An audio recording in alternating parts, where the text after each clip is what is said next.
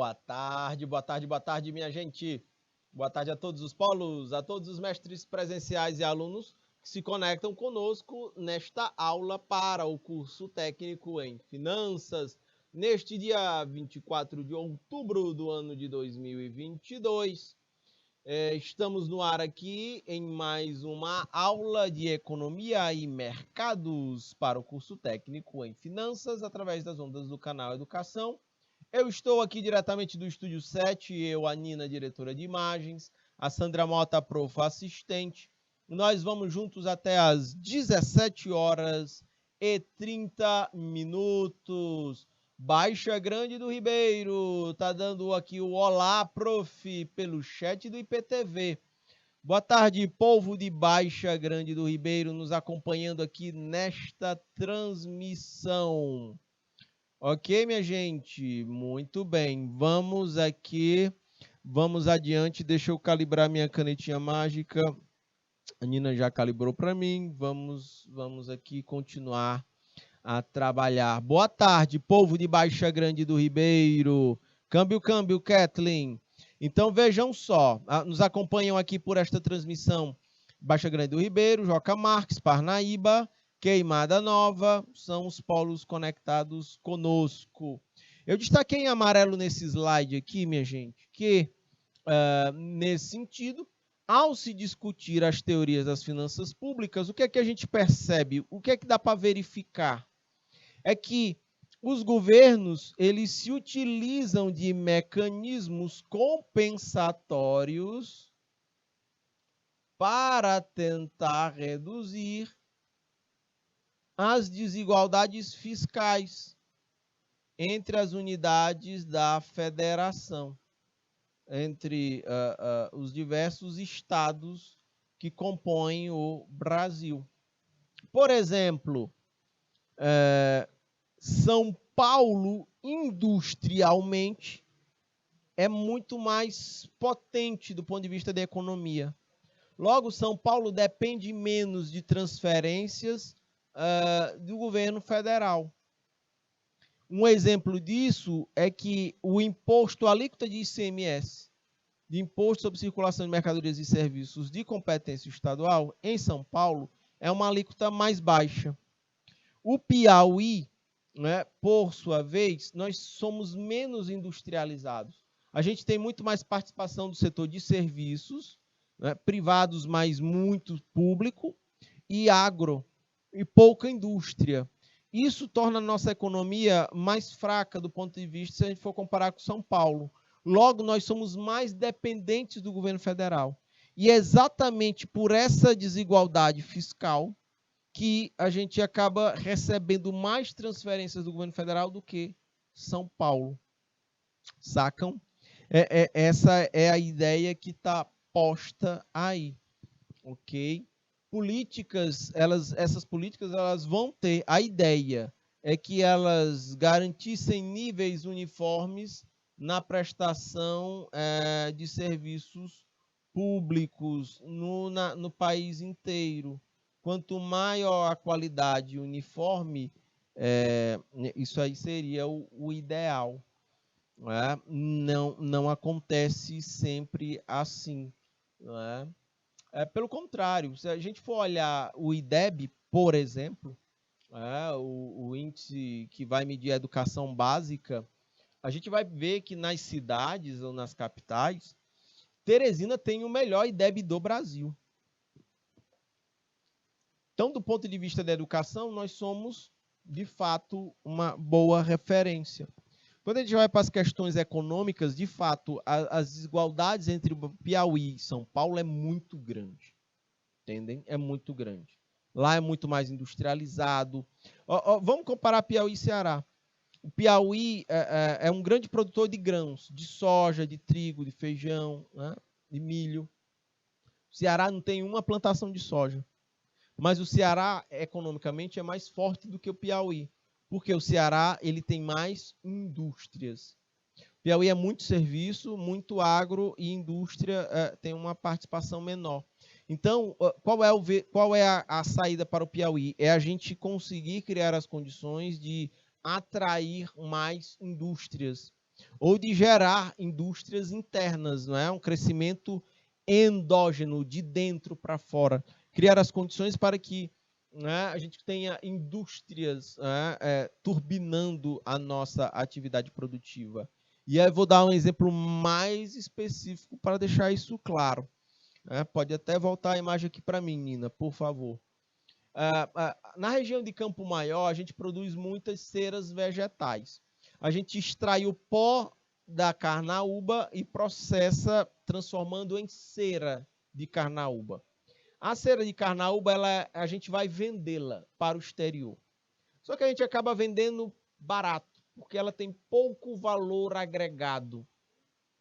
Nesse sentido, se a gente conseguisse criar, estimular a indústrias que processassem, fábricas que processassem, que agregassem valor às ceras vegetais, à cera da carnaúba, poderíamos conseguir produzir aqui dentro do Piauí tintas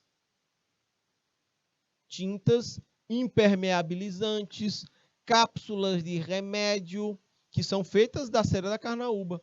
E também produzir chips de computador.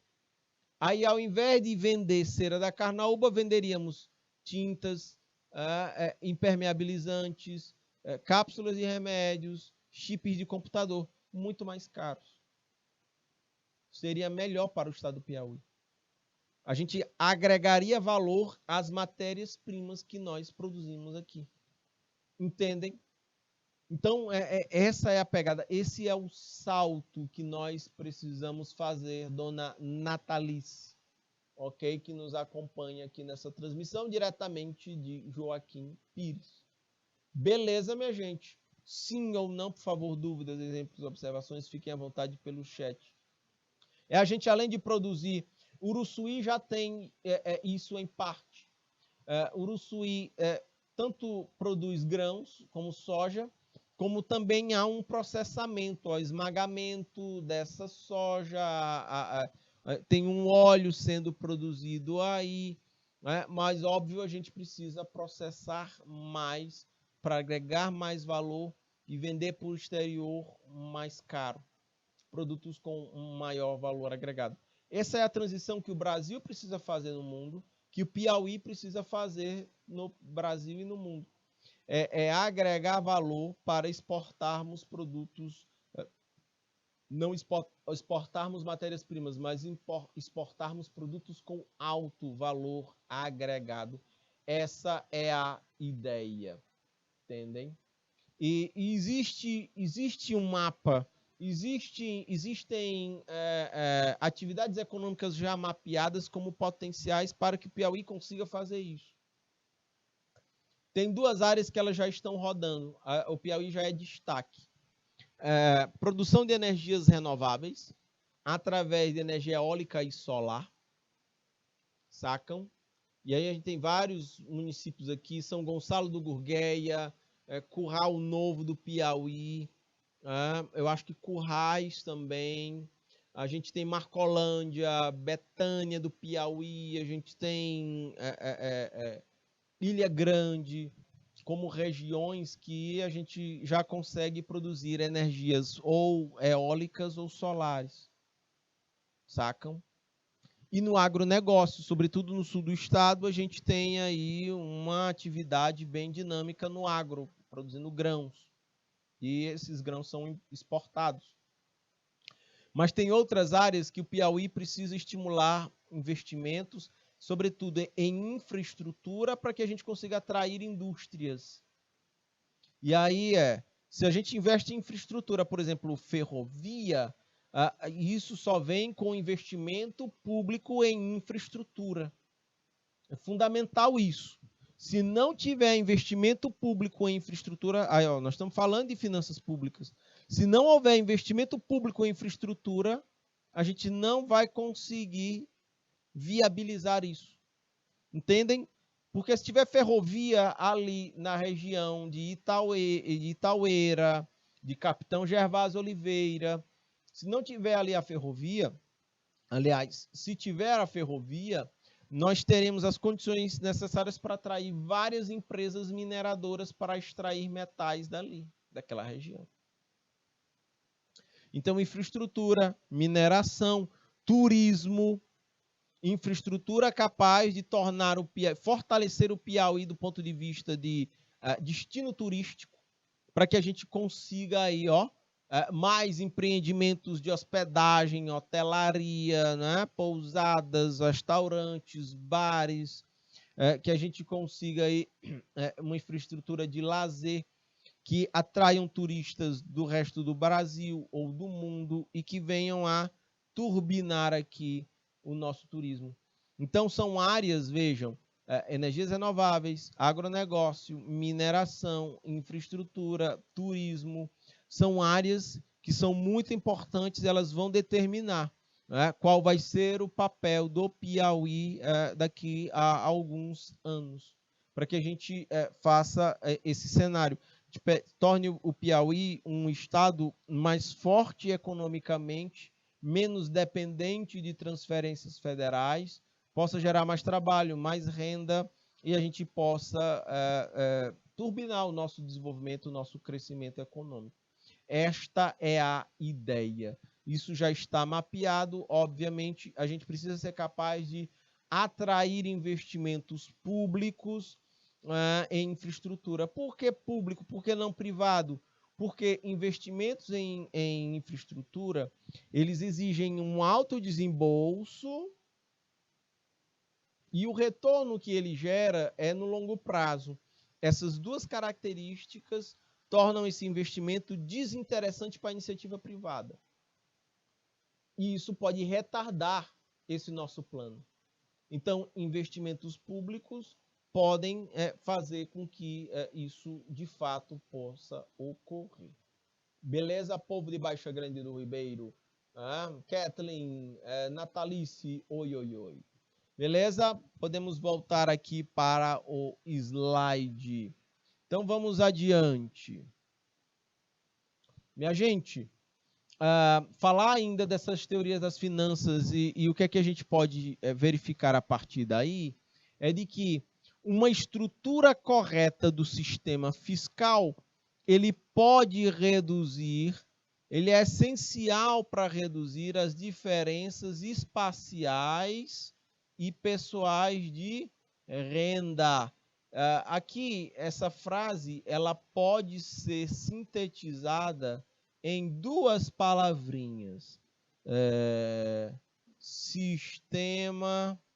Deixa eu tirar sistema, eu vou substituir sistema por reforma. Reforma tributária. Ok, e este é o ponto. Deixa eu apagar essa linha aqui e deixa eu vir para cá. Tributária. Por que é que eu digo isso? Porque a gente precisa reduzir essas diferenças entre as regiões. Sacam? A gente precisa diminuir as diferenças de renda entre as pessoas. E isso a gente só consegue fazer cobrando mais de quem ganha mais, cobrando menos de quem ganha menos. E, obviamente, se o estado do Piauí tem desvantagens em relação a São Paulo, é óbvio que a gente precisa de muito mais investimentos públicos do que São Paulo. Os desiguais precisam ser tratados de forma desigual. Entendem? Então, a gente precisa de muito mais atenção. A gente precisa de muito mais foco do governo federal do que São Paulo. Entendem? Para que a gente consiga reduzir essas diferenças espaciais. Ora, se a gente tiver muito mais oportunidades econômicas e sociais aqui, muito menos gente terá que se deslocar daqui do Piauí para ir para outras regiões em busca de oportunidades de trabalho. Ficam aqui, trabalham aqui, geram renda aqui e tudo mais. Ok, minha gente? Faz sentido isso que eu estou dizendo? Sim ou não, por favor? Me digam aí pelo chat. Tá bom? Bacana. É um grande problema brasileiro, é a desigualdade social, desigualdade regional. Me lembrei agora do JK, o presidente Juscelino Kubitschek, ele governou o Brasil lá pelos 1950, 60. Nessa faixa aí, não me lembro precisamente. E o JK tinha um plano de reduzir as desigualdades sociais, ou regionais, mais especificamente. Aqui no Nordeste foi criada a SUDENE, a Superintendência de Desenvolvimento do Nordeste, para estimular investimentos aqui no Nordeste e aumentar a potência econômica. Foi criado o Banco do Nordeste, o BASA, que é o Banco da Amazônia, para financiar projetos na região norte. O poder central era no Rio de Janeiro, foi deslocado foi construída Brasília, e foi lá para o centro-oeste para poder dar uma turbinada do ponto de vista da região centro-oeste. Foi a tentativa, né? Óbvio que ela não deu certo e ainda temos profundas desigualdades regionais. Mas ter isso como um propósito é fundamental para o Brasil. E aí eu destaco que a previsão de bens e serviços públicos, apoiada na arrecadação de impostos e num sistema federal, nas transferências intergovernamentais, ela pode exigir que se busque recursos por meio de dívidas. Se os estados forem se apoiar na arrecadação de impostos apenas, não é? E nas transferências intergovernamentais, poderá exigir que se busque recursos por meio de dívida pública, o aumento do grau de endividamento. Você não tem capacidade de gerar receita própria e você é necessário, você já recebe muita transferência do governo federal.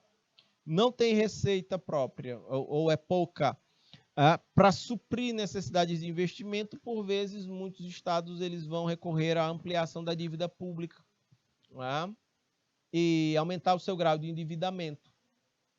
Essa questão é tão interessante que eu posso dar como exemplo para vocês os estados mais quebrados do Brasil nos últimos tempos. Foi registrado Minas Gerais, Rio Grande do Sul e Rio de Janeiro, sacam? Apesar do Piauí ser um dos mais fracos do ponto de vista econômico, como eu mencionei para vocês, por nossa pouca dinâmica industrial, ainda assim a gente vai ter... E tem outro detalhe que merece destaque, é que quem já é forte industrialmente tem mais potencial de atrair mais indústrias. Quem não é forte industrialmente tem mais dificuldade. E isso aumenta o fosso. Por isso a necessidade do Piauí de ser um dos focos, né, de estímulos do governo federal para o desenvolvimento local. É fundamental por isso. Porque a gente sempre vai ter desvantagem em atrair indústrias para cá. Porque quem já é industrializado tem muito mais condições de atrair. Por isso que é preciso ser tratado com vantagens, não é? Literalmente é isso, né? Precisamos ser prioridade aos olhos do governo federal. Então vejam, quando eu toco aqui nesse ponto de endividamento, eu estava falando de Rio Grande do Sul, Minas Gerais e Rio de Janeiro. São estados ricos, mas que se desequilibraram tanto do ponto de vista das finanças públicas que tinham um enorme grau de endividamento e gastos muito pesados com o funcionalismo público, né, da ativa e aposentados, e faltava grana para fazer investimentos básicos. Chegou ao ponto de faltar grana para pagar servidor público, que passaram meses e meses sem trabalhar, sem receber salários. Entendem isso? Então, vejam, e eram os mais ricos. Nem o Piauí, que é mais fraco industrialmente, passou por essa situação. Mas Minas, São Paulo, aliás, São Paulo não, Minas, Rio de Janeiro e Rio Grande do Sul passaram por essa situação dramática, sacam? Percebam, minha gente, que o nível de atividade econômica ele é um indicador relevante para o estudo das finanças públicas. A gente não pode olhar para finanças públicas, meus caros futuros técnicos em finanças, somente querendo cortar despesa. A gente precisa focar também em como gerar novas receitas. Sacam isso? A respectiva variável que se apresenta como mais importante para a definição de uma base tributária, sobre o qual os governos vão criar impostos, né, para financiar a oferta de bens e prestação de serviços, né, tem sido a criação, os governos eles têm exercido o poder de instituir, de criar impostos, não é? Isso aqui tem sido como muito determinante nas finanças públicas. Só que a gente precisa gerar outras formas de arrecadar recursos, né? Não somente ampliando empréstimos, não somente criando impostos, não somente cortando despesas, mas também como gerar receitas.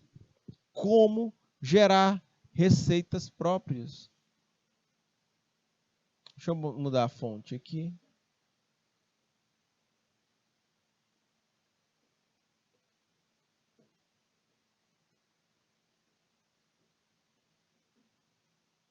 Como gerar novas receitas.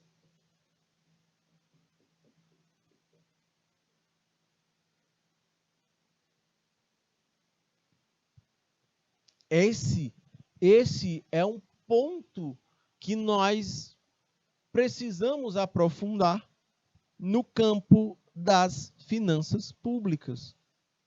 Entendem? Como é que uma cidade pode criar novas receitas?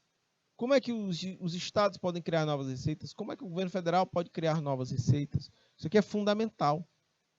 A gente tem que cortar gastos supérfluos, mas a gente precisa, com custeio, né, gastos com atividades meios desnecessárias, mas precisamos encontrar formas de gerar novas fontes de receitas, porque senão, minha gente, de fato, as finanças públicas não serão capazes de sustentar o que está previsto na Constituição Federal de 1988. Aí eu destaco esse ponto. Qual é o problema? É da Constituição? Não. O problema é do modelo econômico que se mostra incompetente para sustentar a Constituição, já que ele se mostra incapaz de crescer. Nós precisamos aumentar o teto de crescimento da economia brasileira. Por isso que volta a tocar. Como é que geram novas receitas? É aumentando investimento público em infraestrutura. É assim, sem choro e nem vela. Sacam? Então, precisa mudar o modelo econômico, não é? Que ele acaba mantendo um baixo teto de crescimento econômico. A gente precisa aumentar esse teto. A gente precisa aumentar aí. Como é que a gente chama na construção civil? A gente precisa aumentar esse pé direito aí, essa altura entre o teto e o piso, né? Entre o teto e o piso, isso. Eu trouxe esse esqueminha aqui porque ele mostra bem essa questão. Vejam só, a gente tem aqui, existe uma relação, minha gente, entre oferta de bens e serviços pelo Estado e o poder de tributação e o nível de atividade econômica do país.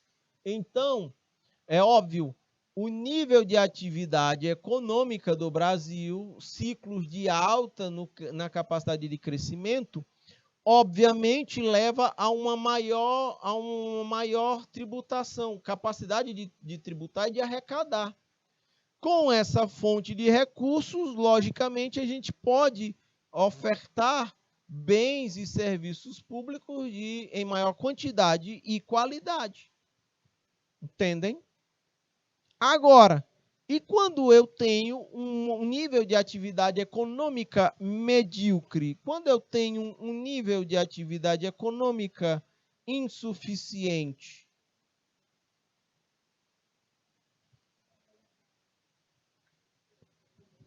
Aí o poder público vai ter que encontrar alternativas para ofertar os bens e serviços. E aí ele vai fazer na forma de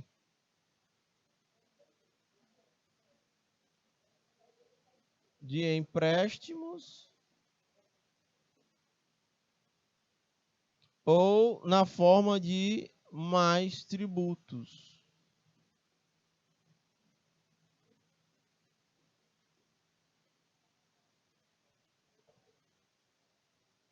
Sacam? Só que isso não é sustentável. Não é um modelo sustentável que a gente consiga manter ao longo do tempo. Sacam? A grande verdade é que não tem grandes problemas se a gente faz empréstimos, desde que esses empréstimos sejam feitos e sejam capazes de elevar o nível da atividade econômica. A gente precisa resgatar isso aqui, ó, nível de atividade econômica. Precisamos resgatar isto aqui, para que a gente consiga ter maior poder de tributação e justa, cobrando mais de quem ganha mais, cobrando menos de quem ganha menos. Pode até captar empréstimos, né, mas que isso tudo se converta em oferta de bens públicos, de serviços públicos de qualidade para a população. Perceba que se a população tem um baixo nível de renda, mas se eu tenho um atendimento de saúde de qualidade, isso vai me eliminar gastos com saúde. Se eu tenho uma renda baixa, mas eu tenho serviços educacionais públicos de qualidade, vai me aliviar gastos na área de saúde, de educação. Entendem? Então, as pessoas elas conseguem se equilibrar muito melhor. Mas para isso é preciso que haja um interesse público por trás de todas as medidas de gestão pública, sobretudo nas finanças públicas. A gente tem discutido isso aqui. As finanças públicas não são um fim em si mesmo. O povo de Baixa Grande do Ribeiro. As finanças públicas são meio para se atingir o interesse público. Deixa eu ir adiante. Com o crescente desenvolvimento econômico nos mais diversos países, né, nos últimos anos, a gente se encontra com essas questões aqui que são muito importantes. Elas merecem uma reflexão. Por exemplo, qual é o papel do Estado na promoção do respectivo desenvolvimento? É um estado pequeno, o mínimo, é um estado enorme, ou é um estado, né, que não precisa ser enorme, mas ele precisa ter como uma prioridade a busca do interesse público. E outro, qual é o poder de interferência do mercado nesse sentido? Eu digo de cara para vocês a forma como eu penso essa questão. O papel do Estado na promoção do desenvolvimento para um país como o Brasil, com enormes desigualdades sociais e econômicas, culturais, históricas, o Estado precisa ser protagonista, igual o artista principal de um filme.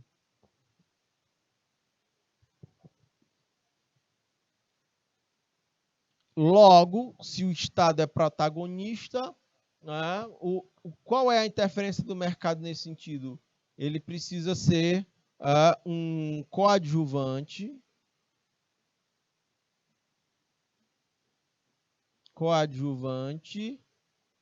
e aí digo mais, ganhador de Oscar. Ou seja, um coadjuvante muito importante. O mercado. Sacam? Porque, vejam, o mercado não pode ser mentor da economia. Ele precisa ser um dos motores da economia. O Estado precisa ser mentor. Porque, vejam, se nós já vivemos num país desigual, se ele for gerido pela lógica privada, muitos públicos das políticas públicas, eles serão marginalizados. Porque a visão da lógica privada é lucro, é maximização de lucro. O objetivo não é necessariamente o interesse público. Então, muita gente fica na periferia. Muita gente vai ficar marginalizada nesse processo. Então, esse é o papel do Estado enquanto apontar caminhos. É só olhar para a Constituição Federal. Ela diz lá, e o Estado precisa garantir as condições para que essas coisas funcionem. Soberania nacional, enfrentar as desigualdades regionais, as desigualdades entre as pessoas, enfrentar a pobreza, a fome extrema. Não necessariamente para atingir esses objetivos, a iniciativa privada ela é a mais eficiente. Entendem isso? É isso que precisa ficar claro. São elementos dentro de um mesmo sistema, precisam trabalhar em sinergia. Porque numa época de crise, o mercado ele é incapaz de ditar a dinâmica econômica. Numa crise econômica, o que as empresas fazem? Elas congelam seus planos de investimento. Quem é que pode ajudar a economia a sair de uma fase de crise econômica? É o poder público, é o Estado estimulando, dando choques, né, para ativar a economia. Como? Fazendo investimentos em infraestrutura, por exemplo. Você contrata, tem uma grande obra de infraestrutura, por bem, você vai contratar construtoras, você vai pagá-las. As construtoras precisam contratar funcionários, elas precisam contratar serviços, elas vão executar a obra, elas vão injetar grana na economia de forma indireta. Sacam como o Estado precisa induzir? Porque individualmente a iniciativa privada não será capaz. Entendem? Então, é importante. E outra, vocês serão futuros técnicos em finanças. As empresas que vocês irão trabalhar, independente do segmento agropecuário, indústria, serviços ou comércio, vão estar dependendo do ciclo econômico, de alta ou de baixa. Por isso que a gente tem que estar ligado nas finanças públicas, porque dependendo do fluxo das finanças públicas, elas podem gerar um ciclo de alta, ótimo para as finanças públicas da empresa, ou pode gerar um fluxo de baixa, péssimo para a gestão financeira das empresas. E vocês estarão na gestão financeira das empresas. Entendem? Então, ter esse olhar, ter essa sensibilidade, ter esse feeling. O feeling do inglês, ele escreve assim. Feeling. Feeling é como se fosse aquele instinto, aquela sacada, entendem? Se a gente está discutindo isso aqui em estúdio agora, em um momento futuro, pode ser que o que eu esteja falando e vocês no mercado de trabalho, você pega e diz, caraca, o professor falou disso aqui, né? Eu estou vendo isso aqui, o professor falou disso aqui e isso pode gerar aquilo. Aí vem um feeling, mas o feeling vem de um repertório anterior. Vocês só vão ter a possibilidade de ter um feeling desse porque a gente está discutindo isso aqui agora. Isso vai ficar armazenado. Em algum momento vai dar um disparo. Caraca, é isso bem aqui que ele queria dizer. E aí cabe a capacidade de ação, entendem? Diante dos determinados cenários. No momento de crescimento econômico, é muito fácil fazer gestão financeira de uma empresa. Difícil é nos momentos de crise. E aí? Entendem? Esses são pontos que são muito importantes. E a gente precisa ter essa conexão. Menos Estado e mais mercado. Beleza, vamos defender isso. Aí quando chegar na hora da crise, cadê o Estado? Você reduziu ao mínimo, ele não tem mais capacidade de intervir na economia e a iniciativa privada não tem força para sair sozinha do fundo do poço. E agora? Estamos sem ferramentas. É como se eu tivesse, eu vou fazer uma analogia grosseira. Eu estou aqui em casa e eu tenho uma caixa de ferramentas para fazer as coisas. Eu tenho um alicate, eu tenho uma chave de fenda de teste, eu tenho uma chave de fenda normal, eu tenho uma chave inglesa, eu tenho, saca, uma furadeira. Aí eu consigo fazer as coisas dentro de casa. Detalhe, Eu pego essa caixa de ferramentas e vendo. Aí, quando eu tiver questões de dentro de casa para resolver, cadê minha caixa de ferramentas? Eu abri mão dela. Eu vou ter problemas que eu não vou mais conseguir resolver sozinho. Eu vou ter que depender dos outros. O detalhe é que exatamente esse é o ponto fraco. Eu vou estar dependendo de interesses e da disponibilidade dos outros. Eu perdi minha capacidade, minha autonomia de definir os meus próprios caminhos. Sacam isso? Então, o poder público, o Estado, as finanças públicas precisam ser protagonistas. E o mercado precisa ser um coadjuvante ganhador de prêmio Nobel, de Oscar. Ou seja, ele tem que ser muito bom, né? Para fazer bem, para ser um dos motores, uma das turbinas, não é, de expansão do mercado. Eu destaquei aqui uma citação do Matias Pereira, em que diz assim, deixa eu ler ela aqui para vocês.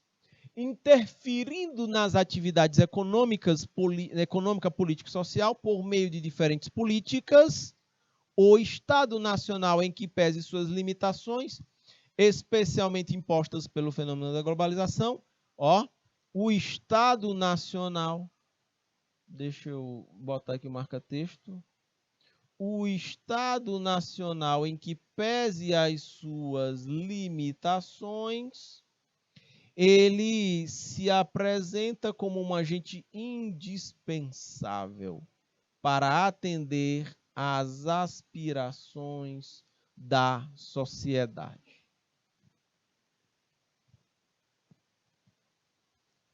Isso se realiza, de acordo com Matias Pereira, por sua função como ente regulador na promoção. Como é que o Estado faz isso?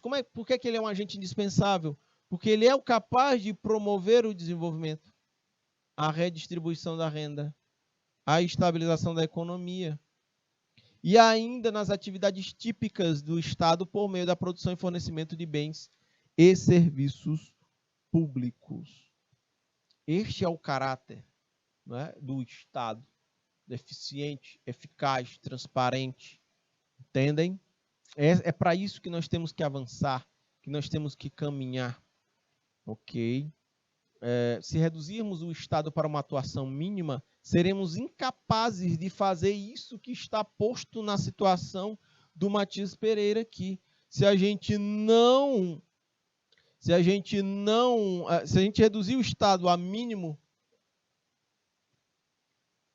isso aqui estará fora de cogitação. Seremos incapazes de fazer tudo isso. Quem é que mais perde nesse cenário? Quem é mais vulnerável?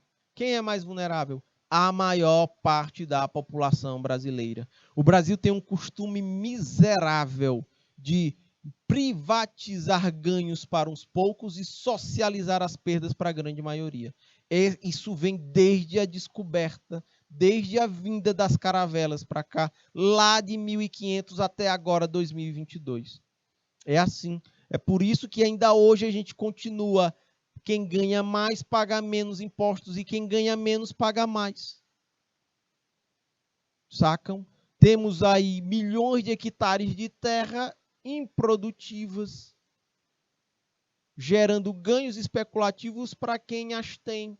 E a gente vai ter um monte de gente que tem planos para avançar, mas não tem terra disponível para investir. Entendem isso?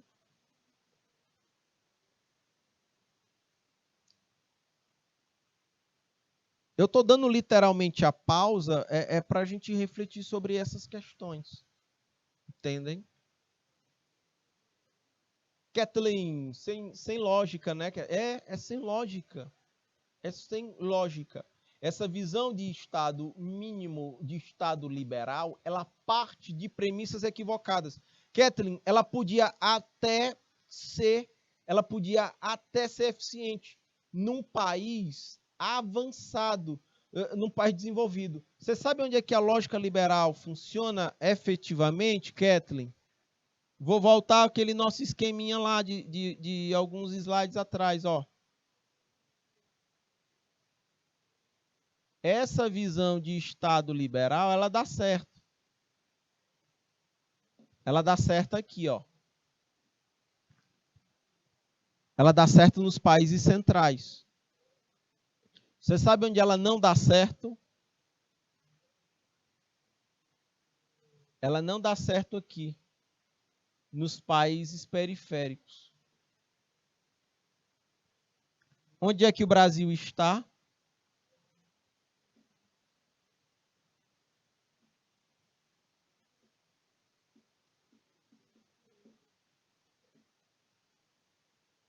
O Brasil está aqui. Qual é a ideologia deles para isso? É liberal, Kathleen. É liberal. Sacam? Saca? É de privatização, é de redução do tamanho do poder público na economia para deixar mais espaços para a iniciativa atuar. Eu vou lhe dar um exemplo claro dessa equação. Estados Unidos, 2008. O mercado foi deixado à vontade. E na esfera financeira, o Estado operou de forma especulativa e gerou a grande crise econômica de 2008 nas finanças, que se espalhou dos Estados Unidos para o mundo inteiro. Quem foi que gerou a crise? O mercado. Você sabe quem foi que socorreu o mercado? O Estado. O poder público foi quem socorreu a irresponsabilidade de mercado. Entendem? Porque se o mercado não fosse salvo naquele momento, e o mercado é importante para a economia, por que que o Estado socorreu o mercado irresponsável e especulativo nos Estados Unidos? Por que que o Estado socorreu o mercado? Por causa disso aqui, Kathleen, ó.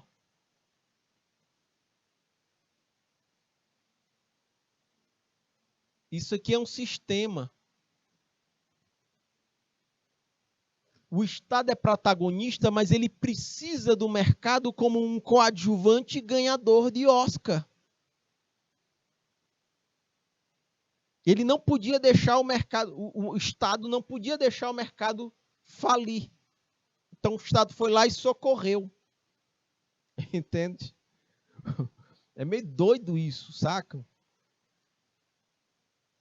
O mercado jogou toda a economia no fundo do poço.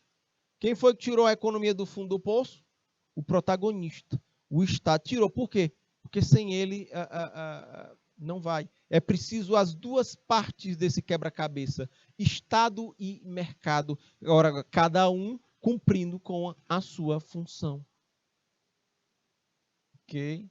O cenário ideal é esse.